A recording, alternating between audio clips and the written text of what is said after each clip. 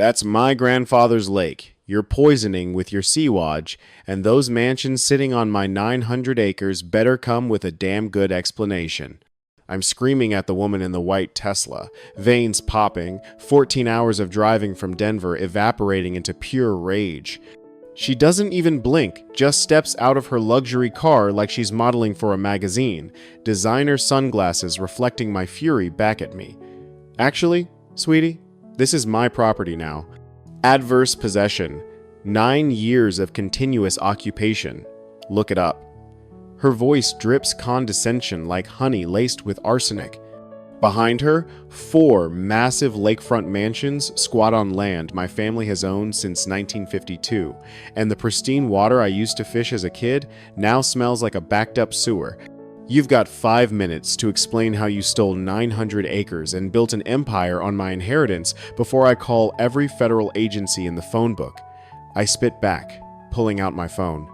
She smiles that country club smile that says she's never lost a fight in her life. Call whoever you want, honey. My husband runs this county. Your grandfather abandoned this land. We civilized it. Now pay your $15,000 in back HOA dues, or I'll have you arrested for trespassing on your own property. Wrong answer. Dead wrong. She thinks she's dealing with some grief-stricken kid who'll take her 50 grand buyout and disappear. What she's got is a former Marine with his grandfather's original deed, trail camera footage of her midnight sabotage runs, and a very detailed understanding of federal environmental law. By the time I'm done, she's going to learn that some inheritances are worth fighting for, and some thieves picked the absolute wrong veteran to screw with. I'm standing on the deck of what used to be my grandfather's cabin on a Tuesday morning in late October 2024, watching the most spectacular implosion of criminal arrogance I've ever witnessed. Across the lake, a woman is being led toward a federal vehicle in handcuffs, mascara running in black rivers down her face, designer clothes splattered with sewage from her own illegal septic system. She's not crying because someone died. She's crying because 2 FBI agents just arrested her for conspiracy to commit fraud, environmental terrorism, and a laundry list of federal crimes that could send her to prison for 20 years.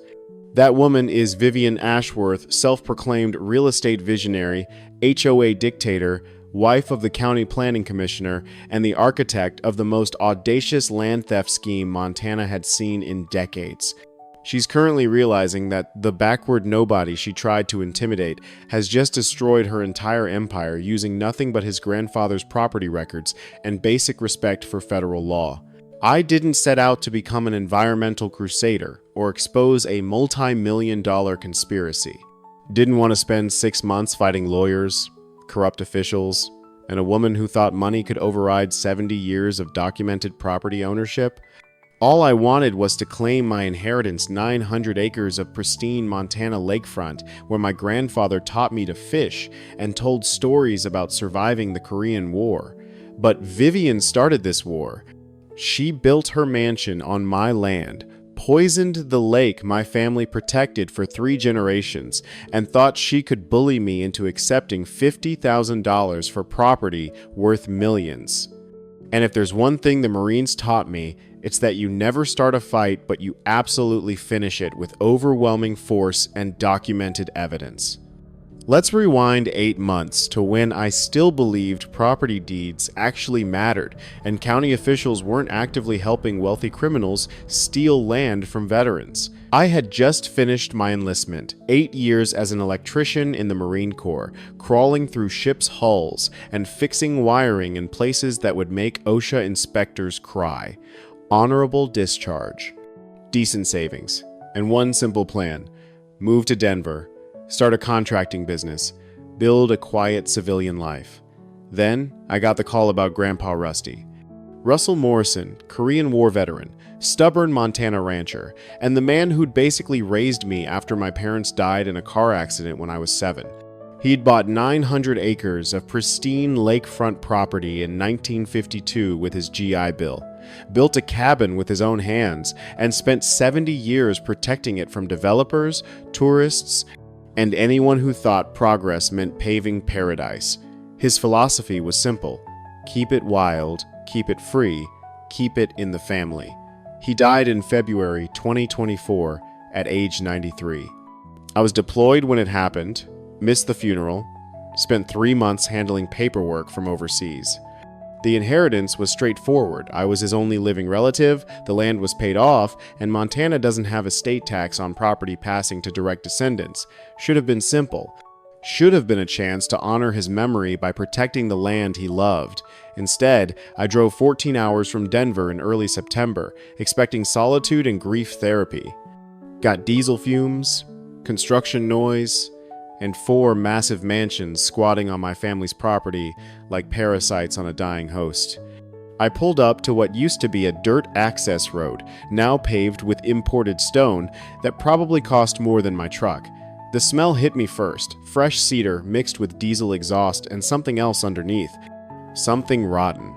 Through the trees, I could see structures that definitely weren't there when I'd visited 2 years ago. Massive lakefront homes with copper roofs, 3-car garages, professional landscaping on my land. I was still processing this impossibility when the white Tesla appeared, crunching across gravel with the kind of aggressive confidence that screams, "I own this place, and you don't belong." The woman who stepped out looked like she'd walked off a real estate advertisement.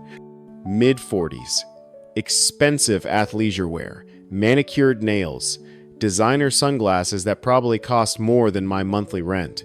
"You must be Russell's grandson," she said, voice carrying that practiced politeness wealthy people use when addressing the help. "I'm Vivian Ashworth, president of the Copper Lake Estates HOA. We need to discuss your situation." She gestured at my grandfather's cabin, the one he'd built with his own hands in 1953 like it was some condemned shack. "This land has been abandoned for years. Under Montana adverse possession law, we now have legal claim. Military training kicked in. Assess the threat. Gather intelligence. Control your response." But her story already had holes big enough to drive a truck through. Someone had been paying property taxes. I'd seen the receipts in the estate paperwork. And her Copper Lake Estates HOA was incorporated in 2021, 3 years ago, meaning she'd claimed authority over land long after people started building. "Here's the deal," Vivian said, sliding papers across her Tesla's hood like she was doing me a favor. "Sign this quitclaim deed, take $50,000, walk away quietly, or face very expensive lawyers and very connected people who will bury you in litigation." I looked at the document. Pure fiction. Claimed my grandfather had agreed to sell lakefront property for community development, and I was just there to finalize paperwork. The audacity was almost impressive. But what really caught my attention was the surveyor stakes I could see poking through her landscaping. She'd built her mansion at least 200 feet onto Morrison property. The woman had literally stolen land to build her dream house, then had the gall to offer me pocket change for 900 acres. "I'll need time to review this," I said, keeping my voice neutral. Her Botoxed face attempted what might have been a smile. "Sweetie, this isn't negotiable. Sign, take the money, go back to Denver. Don't make this difficult." 3 things she didn't know. First, I'd found something interesting in Grandpa's old steamer trunk property records going back 70 years, original surveys, and correspondence showing someone had been mysteriously paying our taxes since 2021, someone who definitely wasn't Vivian. Second, I'd also discovered a 1963 mineral rights lease that was about to expire, worth way more than $50,000. Third, I'd done 2 tours in Afghanistan and spent 8 years dealing with problems, way scarier than some entitled real estate developer with a law degree and political connections. "One question," I said, gesturing at the mansions visible through the trees. "Who exactly lives in all these other houses?" "Successful people. Doctors, lawyers, tech executives, people who appreciate quality development." "And they all agreed to join your HOA?" "Of course. Too quick. Too defensive. Even though half their lots are built on my property?" Her perfectly applied makeup couldn't hide the flash of panic. That's a surveying error we're correcting." Right then, I knew two things. First, Vivian had sold people land she didn't own. Second, she was in way deeper than one illegal mansion. As I drove away, I caught sight of construction equipment near the shoreline. Dark water staining the lake near her property, discolored, wrong. Her septic system was draining straight into Copper Lake. The same pristine water Grandpa had protected for 70 years was being poisoned by this woman's illegal plumbing. Vivian thought she was dealing with some grief-stricken veteran who'd take quick money and disappear. She had no idea what kind of war she'd just started. The next morning, I woke to paper rustling under my cabin door. 3 cease and desist letters from Hartwell Morrison and Associates, apparently Montana's most expensive law firm. Each letter was the same threat wrapped in legal jargon. Stop trespassing. Stop harassing our client. Pay $15,000 in HOA fees or face immediate litigation. The smell of fresh ink and intimidation tactics with my morning coffee. Charming. But Vivian wasn't done. By noon, she'd filed formal adverse possession claim in county court. 47 pages of surveys, permits, and bylaws that looked official enough to fool someone who didn't know better. I knew better. See, while Vivian was playing legal chess, I was doing what Marines do best: reconnaissance. That old steamer trunk in Grandpa's cabin was a gold mine. Property deeds, survey maps, correspondence. My grandfather kept records like he was expecting exactly this kind of fight. The original 1952 survey was crystal clear. My property line extended 200 feet beyond where Vivian had built her mansion. Her Italian marble foyer was literally sitting on stolen land. I remembered something from basic training. Our drill sergeant hammered one thing into our heads about enemy tactics: know their weaknesses before they know yours. Turns out that advice applies to property law too. Adverse possession in Montana requires open, notorious, hostile, and continuous occupation for at least 5 years. Key word: hostile, meaning without owner's permission. Vivian had only been here 3 years. And Grandpa never abandoned the property someone had been paying taxes continuously since 1952. Her claim was about as solid as her fake tan. That afternoon, 2 sheriff's deputies showed up. Behind them, Fletcher Ashworth himself, Vivian's husband, county planning commissioner, looking like a man who'd rather be anywhere else. "Mr. Morrison," Deputy Williams said, "we've received complaints about you disturbing the peace. Mrs.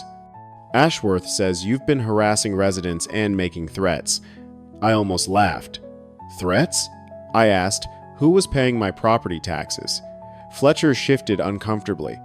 "Look, son, nobody wants trouble. Maybe you should consider Mrs. Ashworth's offer. $50,000 is fair money." "Fair for what? My own land?" "Alleged land," Fletcher corrected. "The courts will decide ownership." Right then, I understood the game. This wasn't about law or property rights. This was about power, connections, and wearing down someone they thought couldn't fight back. Wrong assumption. After they left, I drove into town for supplies and research. That's when I met my first ally.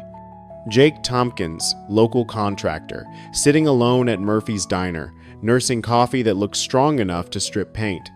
"You're Russell's grandson," he said as I sat down. "Not a question. Word travels fast." Jake snorted. "Word is you're fighting Vivian Ashworth. That makes you either very brave or very stupid." He paused. "Though I'm hoping brave, because that woman owes me 30 grand for electrical work on her mansion. The waitress brought coffee without asking. Small town efficiency." Jake leaned forward, lowering his voice. "Here's what you need to know about our HOA queen. She's got a system, hires local contractors, gets work done, then finds excuses not to pay. Building code violations, permit issues, quality complaints, always something. Most guys can't afford to fight her lawyers, so they eat the loss. How many contractors has she stiffed?" "At least a dozen that I know of. Woman's turned theft into an art form." Jake pulled out his phone, showed me photos of Vivian's electrical system.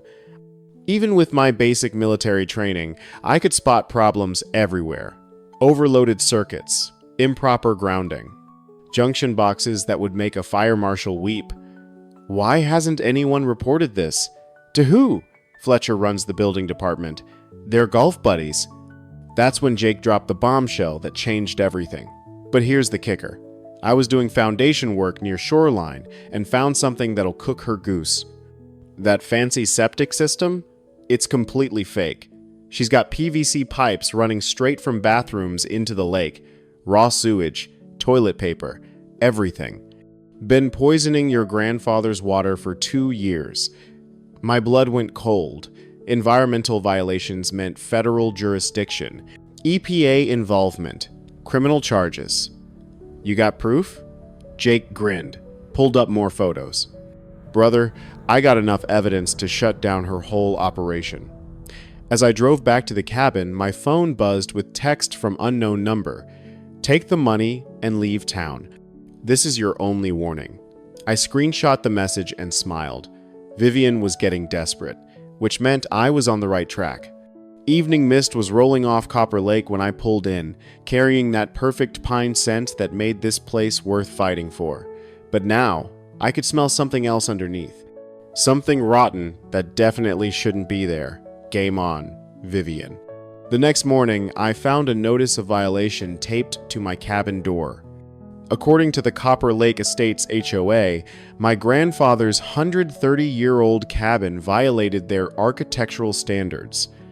I owed $15,000 in immediate compliance fees, plus $3,000 in retroactive dues dating back 3 years. The irony was thick enough to spread on toast. Vivian was demanding HOA fees for property that predated her fake HOA by 70 years. But here's where it got interesting. The violation notice was signed by someone named R. Morrison as a founding HOA member. Last I checked, that would be my grandfather. Except Grandpa had been dead for a year when this HOA was supposedly founded. Vivian had forged his signature, and honestly, she'd done a terrible job. Grandpa's real signature looked like he was performing surgery with a rusty fork. This looked like someone who'd learned cursive from a kindergarten workbook. I spent the morning digging through Grandpa's papers. What I found made my blood boil. A 2019 letter where Grandpa asked the county assessor why his property taxes had jumped $2,000. Someone had been paying additional development fees on his behalf. Someone who definitely wasn't Grandpa. Around noon, Jake called. Get down here now. I found him at the shoreline behind Vivian's mansion, standing knee-deep in water that looked like chocolate milk and smelled like a backed-up truck stop bathroom. He was wearing rubber gloves, holding a mason jar full of what I really hoped wasn't what it looked like. Water samples? He said grimly. Bacteria levels are insane. We're talking serious environmental contamination. The stench hit me like a physical slap. Raw sewage mixed with rotting vegetation and something that smelled suspiciously like bleach. How long has this been going on? Based on the buildup?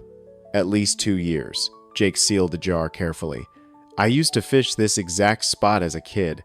Water was so clear you could count pebbles at 20 feet. That's when we heard the whine of an ATV approaching. Vivian appeared through trees, flanked by 2 guys in $1,000 suits who looked like they'd never touched dirt in their lives. Gentlemen, you're trespassing on private property. Actually, I said, pulling out my phone's GPS. According to the 1952 survey, we're standing 50 feet inside Morrison land. Her smile flickered like a dying light bulb. That survey is outdated. We've had professional resurveying done. By who? Ashworth Development Services. The woman had hired herself to survey her own stolen land. You had to admire the audacity. One of her lawyers stepped forward, pale, thin guy who looked like he survived on energy drinks and billable hours. Mr. Morrison, I'm James Hartwell. Perhaps we should discuss this civilly. Sure. Let's talk about why your client is dumping raw sewage into a public waterway. Hartwell's eye twitched. I'm not implying anything. I'm stating facts. I gestured at discolored water. This lake feeds 3 downstream communities. Your client's illegal septic system is poisoning their drinking water. That's when Vivian made her first major mistake. Instead of denying the sewage or claiming ignorance, she went nuclear. You listen to me, you little nobody. Her perfect facade cracked like cheap paint.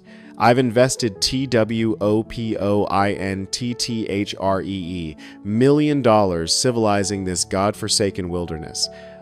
You think some dead old man's piece of paper gives you the right to destroy progress? My phone was recording every word. Jake and I exchanged looks as Vivian continued her meltdown. "Ma'am," Jake said politely, "you might want to check those property boundaries before... Don't lecture me, you ignorant hillbilly. My husband runs this county." You people are stuck in the past, clinging to romantic notions about pristine wilderness while the real world moves forward. The lawyers were frantically trying to shut her up, but Vivian was on a roll. She'd just confessed to knowingly polluting the lake, called my grandfather's legal deed worthless, threatened us with political corruption, and thrown in some nice classist insults for flavor. All recorded in high definition. You know what real development looks like? She continued, gesturing wildly at her mansion. Quality construction, proper amenities, people who understand investment value, not some rotting cabin that should have been torn down decades ago. As we walked back to shore, her heels clicking against imported stone like gunshots, I couldn't help but smile. In less than 10 minutes, Vivian had handed me enough evidence to bury her.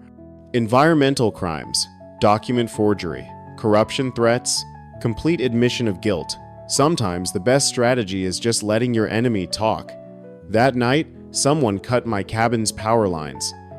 I woke to complete darkness and sound of footsteps crunching through gravel outside. My phone showed 2:47 a.m. and 0 bars. They'd also taken out the cell tower repeater on my property. Professional work, or at least someone with a YouTube education in sabotage. Through the window, I could see flashlights moving around shoreline where Jake and I had taken water samples. They were destroying evidence. Or trying to. Good thing I'd already uploaded everything to 3 different cloud services. Apparently these criminal masterminds hadn't heard of the internet. By morning, the damage was clear. Power lines cut. Property boundary stakes removed. Trespasser, spray painted across my cabin's front door in letters big enough to see from space. The smell of fresh red paint hung in mountain air like a confession. But here's what they missed. The trail cameras I'd installed after that first threatening text. 12 hours of infrared footage showing Vivian directing the whole operation, including her phone conversation. Make it look like vandalism, nothing that points back to us. Criminal conspiracy captured in 4K resolution with surprisingly good audio quality. Jake arrived around 8 with coffee and a generator. Saw the light show last night.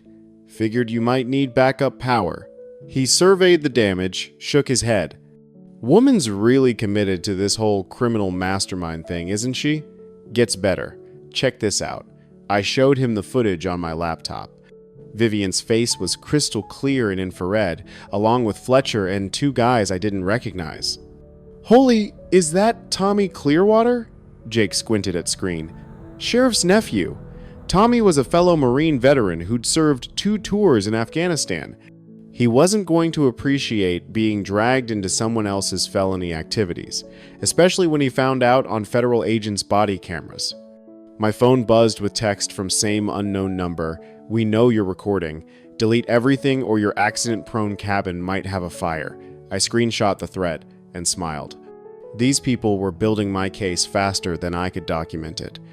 Around noon, a black SUV pulled up. 2 federal agents stepped out. For a split second, I wondered if Vivian had somehow convinced them I was the terrorist. Mr. Morrison? Agent Martinez, EPA Criminal Investigation Division. We understand. You've reported environmental violations. That was fast. We've been monitoring this watershed for 6 months. Anonymous tips about illegal discharge. Your complaint triggered our formal investigation. Her partner, Agent Harden, was already knee-deep in contaminated water near Vivian's mansion, holding testing equipment that looked more expensive than my truck. These bacteria levels are off the charts, he called out. How long has this been going on? Based on what I found, at least 2 years. Agent Martinez showed me satellite photos on her tablet. You could literally watch contamination spread from Vivian's property like a brown stain across pristine blue lake. Under the Clean Water Act, contamination at this level carries serious federal penalties. We're talking criminal charges, not just fines. That's when Agent Harden made a discovery that changed everything. He held up a piece of PVC pipe with chemical residue that made my eyes water from 10 feet away. This isn't just raw sewage. Someone's been dumping industrial cleaning agents directly into the lake, probably trying to mask bacterial contamination with bleach. I'd encountered similar chemical cocktails during hazmat training. This wasn't accidental overflow from broken septic. This was deliberate environmental poisoning, someone actively trying to hide evidence of their crimes by creating new crimes. Ma'am, Agent Harden continued, we're looking at potential felony charges, knowingly discharging pollutants, falsifying environmental reports, conspiracy, miss. Ashworth could be facing serious federal time. Right on cue, Vivian's Tesla came screaming down Access Road like a bat out of hell, spraying gravel in every direction. She jumped out wearing designer athleisure, but with wild-eyed look of someone whose perfect world was imploding in real time. What is this? Who authorized federal agents on my property? Ma'am, we're on Morrison property, Agent Martinez said with professional calm. That comes from dealing with environmental criminals all day, and we have a federal warrant. This is harassment. My husband will have your badges. Agent Harden looked up from his chemical analysis. Your husband, Fletcher Ashworth, the planning commissioner? He's next on our interview list. Seems he signed permits for septic systems that were never actually built. The sound Vivian made could best be described as a designer tea kettle having a nervous breakdown. As agents continued collecting evidence, I noticed how eerily quiet the lake had become. No birds, no fish jumping, no insects buzzing. Even nature was holding its breath. Vivian hadn't just stolen my family's land. She'd murdered an entire ecosystem to hide her crimes. But now, the feds were here, and they brought handcuffs. 3 days later, while EPA agents were still collecting evidence, I found something in Grandpa's papers that flipped everything upside down. Tucked inside a faded 1963 Christmas card, the kind with glitter that gets everywhere, was a mineral rights lease I'd never seen before. Montana Aggregate Company had been paying my family $2,000 a year since 1963 for gravel extraction rights. The lease expired in December 2025, next month, unless renewed by the property owner, me. Current market rate for gravel rights in Montana, $50,000 a year, minimum. But here's where my blood pressure spiked. The geological survey attached to the lease showed the richest gravel deposits were located directly under Vivian's mansion. Her Italian marble foyer was literally sitting on buried treasure worth millions. The smell of old paper and my grandfather's pipe tobacco still lingered on documents as I spread them across cabin table. My hands were shaking. Not from cold, from pure rage at the scope of what I was uncovering. I pulled up county records, started connecting dots that painted a picture uglier than Vivian's turquoise roof. Fletcher Ashworth owned 30% of Rocky Mountain Extraction, a subsidiary of Montana Aggregate Company, the same company that had been quietly paying my family for mineral rights while Fletcher's wife stole the surface land. The whole conspiracy crystallized like ice on the lake. This wasn't about HOA, power trips, or real estate scams. Vivian and Fletcher had orchestrated a multi-million-dollar heist disguised as adverse possession. Their plan was gorgeous in its simplicity. Steal the land through legal manipulation, then renew the mineral lease to themselves at basement prices. With exclusive access to premium gravel deposits, Fletcher's extraction company could corner the entire regional construction market. I started running numbers on my phone. 500,000 tons of gravel at $15 per ton meant roughly $7.5 million in total value. Even extracted over 20 years, they were looking at generational wealth. No wonder Vivian was willing to build a $2.3 million mansion on disputed property. The house was just window dressing. She was really building a vault over buried treasure. Everything made sense now. Fletcher fast-tracking her permits. The HOA formed after construction started. Vivian's confidence about adverse possession. They thought they had every angle covered. Except one. The actual property owner showing up with a functioning brain. I called Hank Caulfield, retired attorney, who'd offered help after hearing about my situation. Hank, question about mineral rights law. If someone steals land with valuable minerals and they know about the minerals beforehand, how screwed are they legally? That would be conspiracy to commit fraud. Federal crime with serious prison time. Why? What if the thief is married to a county official who used his position to help? Long pause. Son, that's RICO territory. Organized crime charges, asset forfeiture, the whole federal hammer. What exactly did you find? I walked him through the mineral lease and Fletcher's ownership stake. The silence stretched so long I thought the call had dropped. Dex, you're not dealing with petty theft. This is federal conspiracy worth millions. These people committed multiple felonies to steal your inheritance. What's my play? Document everything. Confront nobody. Sign nothing. And pray they don't realize you figured it out before we can get federal prosecutors involved. After hanging up, I sat in Grandpa's chair, staring at Vivian's mansion through the window. She'd built her monument to greed on top of a fortune she was trying to steal, using permits signed by her co-conspirator husband. The woman who'd called me a little nobody had just handed me leverage worth more than her entire criminal empire. Game over, Vivian. You just don't know it yet. The next morning, I assembled my war council at the volunteer fire station. Hank, legal strategy. Jake, construction evidence. Marge, the historian, community intel. Sheriff Tommy Clearwater, law enforcement. And Sarah Blackhorse from Tribal Council environmental angle. The smell of stale coffee and decades-old cigarette smoke hung in air like ghosts of 1,000 emergency meetings. All right, Hank said, spreading documents across folding table that had probably seen more drama than a soap opera. Here's how we dismantle Vivian's criminal empire. Step 1. Financial strangulation. He pulled out legal form that looked intimidating enough to make lawyers nervous. This beauty is called lis pendens, Latin for lawsuit pending. We file this tomorrow morning and suddenly Vivian can't sell or refinance her mansion. No access to equity means no money for expensive lawyers or sudden trips to non-extradition countries.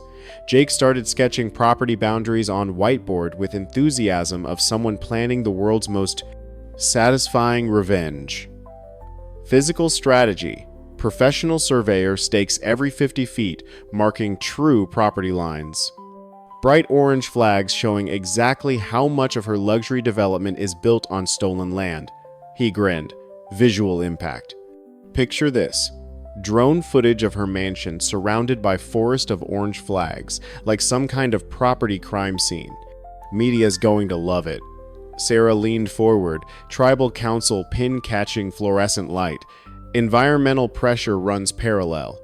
EPA is building their case, but we're adding university water testing for academic credibility. Every sample documented with chain of custody procedures that would make CSI jealous. The math was beautiful in its brutality. Instead of deflecting or claiming ignorance, she went full villain mode. That crimson blazer seemed to glow under TV lights as she leaned into microphone, red lips curling into sneer. You people act like this lake was some pristine paradise before we arrived. It was nothing. Just stagnant water surrounded by worthless scrubland. We brought civilization, jobs, economic development. Sometimes progress requires short-term sacrifices for long-term benefits. The sound of jaws dropping was audible. She'd just admitted to knowingly destroying environment for profit. On camera, in front of 3 reporters and 2 federal agents who'd shown up to serve more warrants. By Friday afternoon, video had gone viral on social media with captions like, HOA Karen admits to environmental terrorism, and rich lady thinks lakes are nothing. Comment sections were brutal enough to make a Marine drill sergeant blush. but Vivian's legal problems were just getting started. Around 3 p.m., a convoy of federal vehicles pulled up to her mansion like they were serving warrants on a drug cartel. FBI, EPA, Criminal Investigation Division, IRS, U.S. Marshals. Basically, every federal agency that enjoys ruining white-collar criminals' weekends.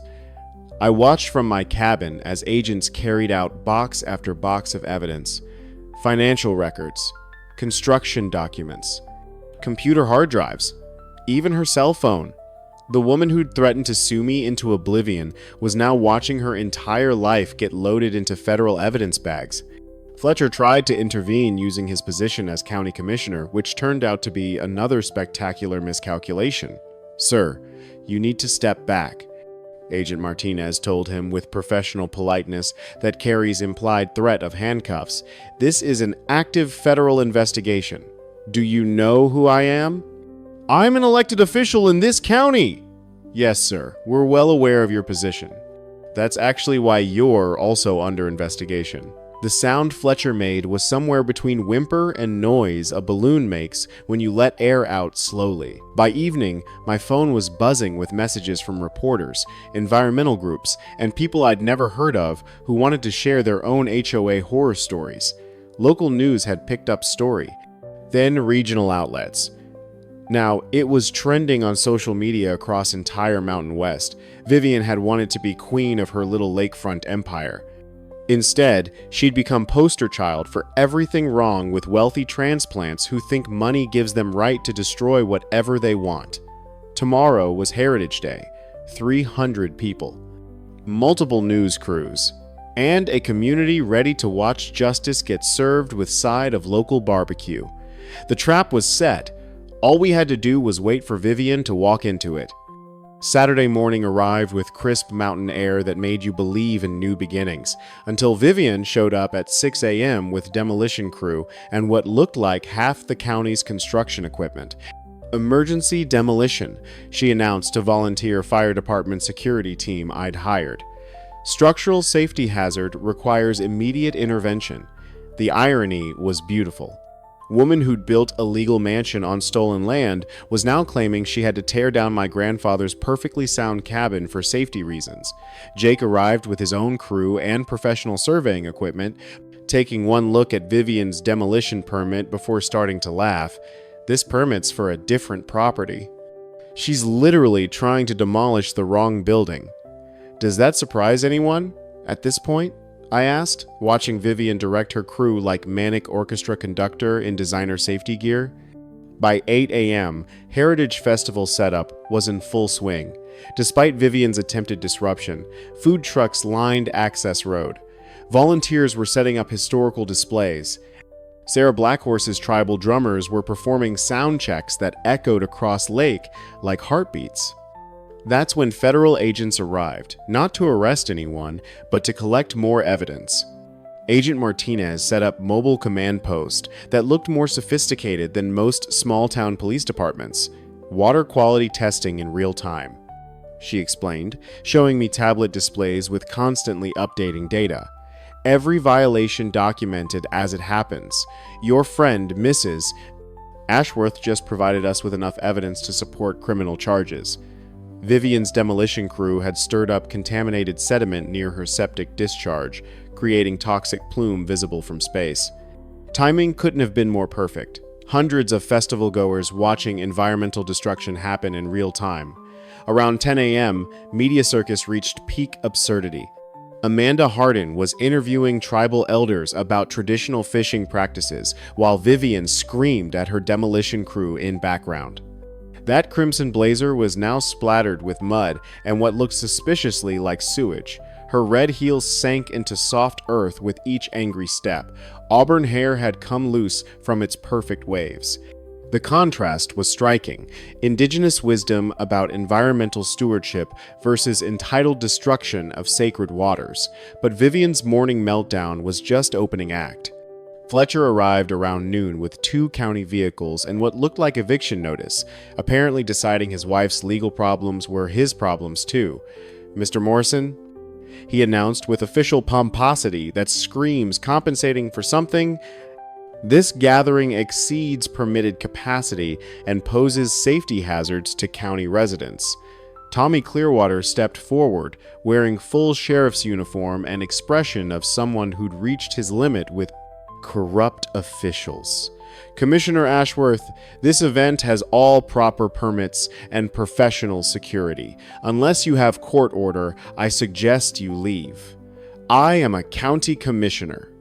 You're under federal investigation for conspiracy and abuse of office. I'd be very careful about giving ME orders right now. Crowd of festival goers had been watching this drama unfold like world's most entertaining reality TV show, but now things got serious. Fletcher pulled out his phone, started making calls apparently trying to get state authorities to shut down festival. That's when Sarah Blackhorse played trump card we'd been saving. Commissioner Ashworth, she called out in voice that carried across entire crowd. I have something you might find interesting. She held up document that looked official enough to frame. Federal court injunction filed this morning. Any interference with tribal treaty rights regarding this watershed constitutes contempt of federal court. Penalty is immediate arrest and detention. Fletcher's face went through several interesting color changes before settling on shade of green that usually precedes projectile vomiting. Injunction was real. Sarah's tribal legal team had worked through night to get federal protection for Heritage Festival, citing environmental restoration and traditional fishing rights. Anyone who tried to stop event would be violating federal law. By 2 p.m., Festival had turned into something nobody could have predicted. What started as community organizing had become spontaneous celebration of environmental justice, local bands playing, kids learning about water conservation, elderly residents sharing stories about lake before Vivian's pollution. But real drama was happening at Vivian's mansion. Her demolition crew had accidentally ruptured main septic line, sending raw sewage flooding across manicured lawn and into lake. Smell was indescribable, like someone had weaponized a truck stop bathroom. Federal agents immediately cordoned off area as hazardous waste site. Vivian was standing in her designer boots, ankle deep in her own sewage, screaming at contractors who were backing away from toxic disaster she'd created. That crimson blazer, once immaculate, was now streaked with brown stains that would never come out. Her red heels were ruined. Auburn hair hung in limp strands. Red lipstick smeared across her face like war paint. "This is sabotage!" she shrieked. "Someone deliberately damaged my property." Agent Martinez approached with professional documentation that makes defense attorneys weep. "Ma'am, based on our investigation, this septic system was never properly installed. You've been illegally discharging waste for over 2 years." Crowd watching from Festival could see everything. Vivian's mansion surrounded by hazmat tape, federal agents in protective gear. Sewage flowing into lake she'd claimed to be improving. As afternoon sun slanted across contaminated water, I realized we'd reached perfect moment. 300 witnesses. Live media coverage. Federal agents collecting evidence. And Vivian standing in her own waste while claiming to be victim. Time for final confrontation. At 4 p.m., just as Heritage Festival was reaching peak energy, Vivian made her final fatal mistake. She commandeered Festival's public address system. "Attention, everyone!" Her voice crackled through speakers with desperate authority that comes from watching empire collapse in real time. "You're all trespassing on private property. This illegal gathering ends now." Crowd of 300 fell silent, creating one of those movie moments where you could hear pin drop, or in this case, hear distant whir of news helicopter rotors and splash of contaminated water lapping against shoreline. I stepped forward, pulling out original 1952 property deed that had started this whole adventure. "Actually, Vivian, they're on Morrison property. Same property your mansion is built on. Same property you've been stealing for 3 years." Crowd murmured like jury that just heard damning evidence.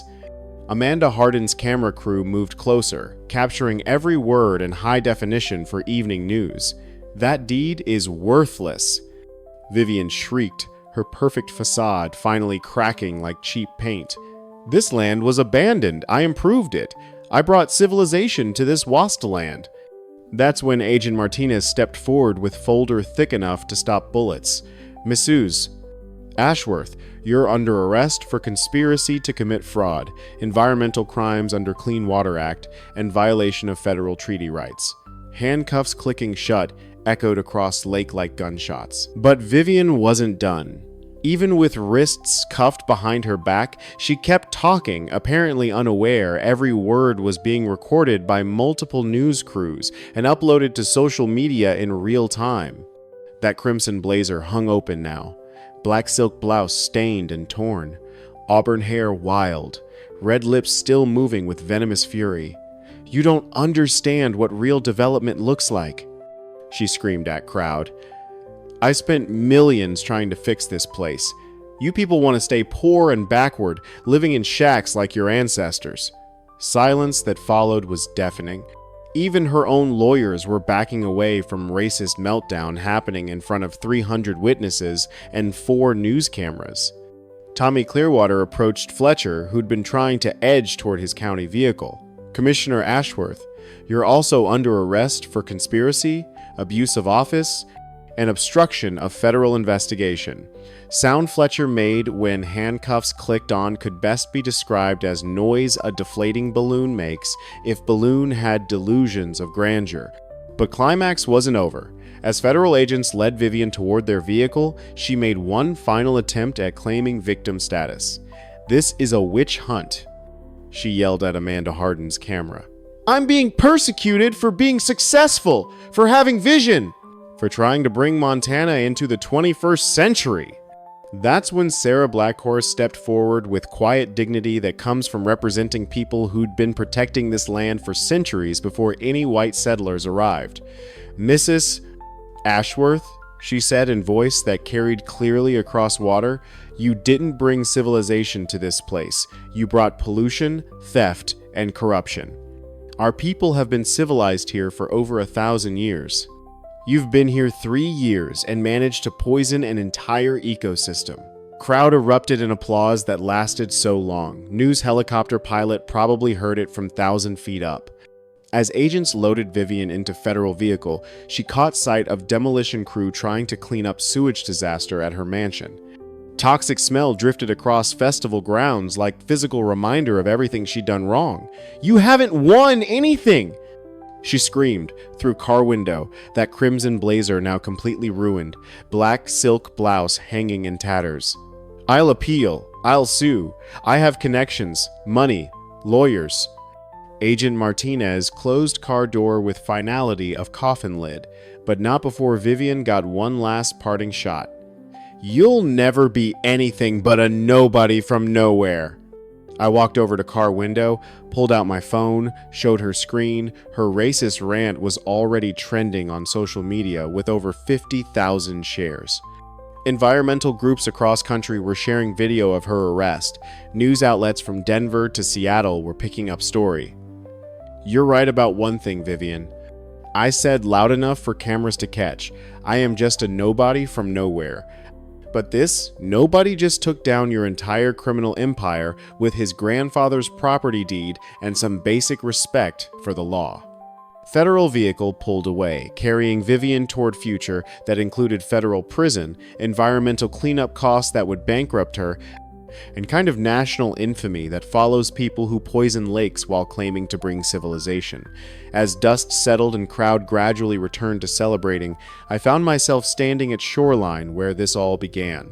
Water still showed signs of Vivian's contamination, but EPA agents assured me lake would recover. Justice served with side of mountain air and sound of loons calling across water that would soon run clean again.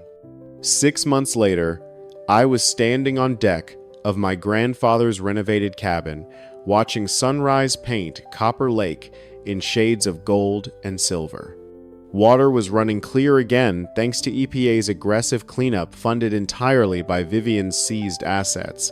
Federal case wrapped up faster than anyone expected. Faced with overwhelming evidence and viral video of her racist meltdown, Vivian took plea deal, 18 months in federal prison. $2.8 million in restitution for environmental cleanup. 5 years probation. Fletcher got 12 months and permanent disqualification from holding public office. The mansion? Demolished by court order after structural inspection revealed violations that would make building inspectors weep. Turns out, when you stiff all your contractors and skip proper permits, you end up with a $2.3 million death trap. But real victory was what happened next. Morrison Conservation Trust, funded by mineral lease revenues, now protects entire 900-acre property in perpetuity. We partnered with university to establish field research station where students study lake ecosystem recovery.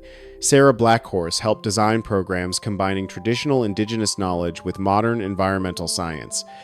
Annual Copper Lake Heritage Day has become regional celebration, drawing over 2,000 visitors each summer.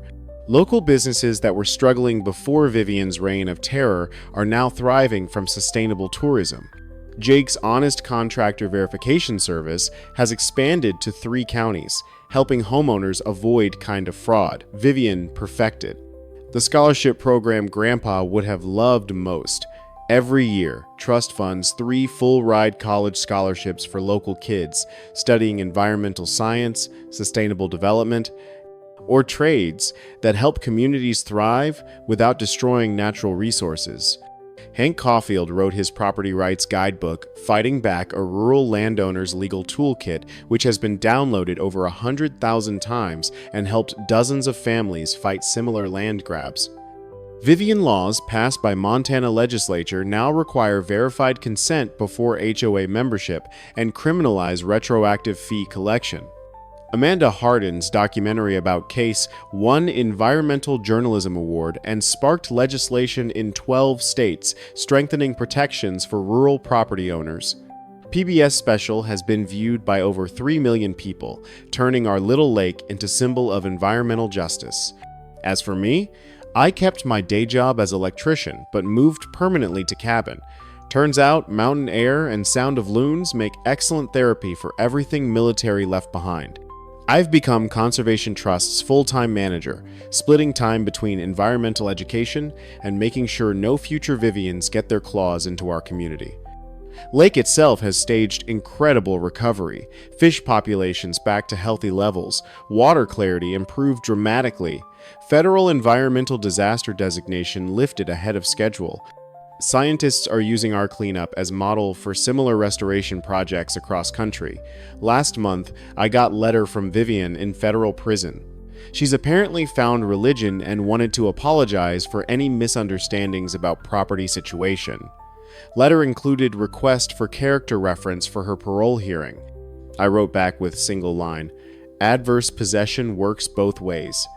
I'm now in possession of your former life, and I'm using it to protect everything you tried to destroy." Letter came back marked, "Return to sender." Every morning I sit on deck with coffee, reading Grandpa's letters while watching sunrise over water that runs clean and clear again.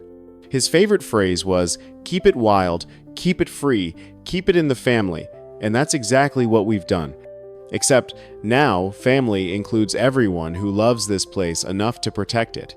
Conservation Trust ensures no future developers, HOA tyrants, or environmental criminals can touch this land.